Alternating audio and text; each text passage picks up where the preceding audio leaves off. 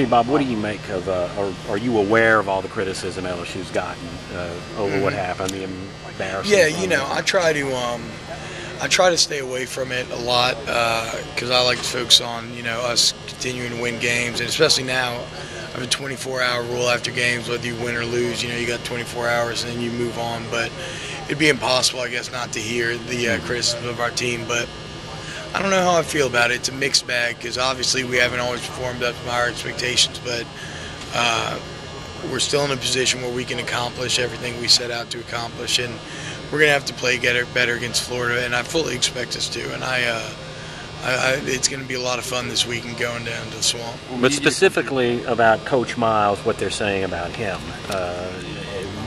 What do you make of that? How do you? Coach Miles, Coach Miles is our coach. He's the guy who recruited me here. He's been my coach the freshman year. This is what I was telling him earlier.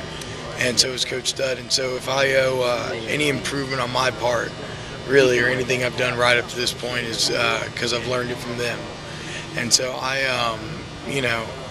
stand behind him. We're 5-0. We won. We've won these games up to this point, and I think this team, we're united.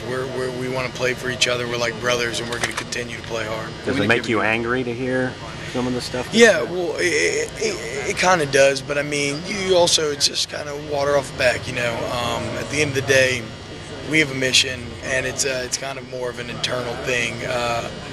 You can't let everybody else's criticisms and opinions get to you, because otherwise, then if you let them plant that seed of doubt in your mind, then the whole team could fall apart. If everybody starts arguing and blaming it on each other, so no, we're united, and we're in the business of winning games, and that's what we're going to continue to do. You can understand this better than anyone because your dad's in talk radio and playing the game.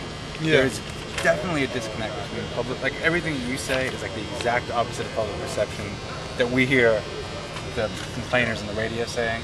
You understand? And I'm sure the things that your dad hears from the callers, you say, well, LSU's problem is that they don't have any good quarterbacks, and Miles doesn't know what the hell he's doing. And then everything you say is exactly the opposite. You're on the team. Where's the disconnect come from? I think the disconnect just comes from short-term memory on a lot of people's cases.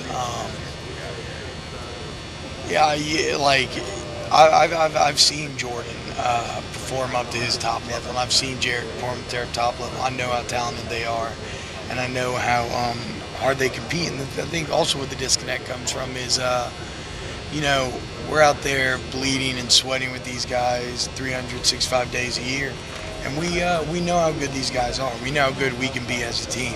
Sometimes that doesn't always translate onto the field for various reasons, but I have confidence in us, and I think it's an amazing thing, kind of, when you can pull together and win those nasty games, those dirty games like we've been able to. You really have no business winning a game where you're -4 turnovers and 10 penalties, but this team still did it, and that's because this team fights for each other, and we never give up.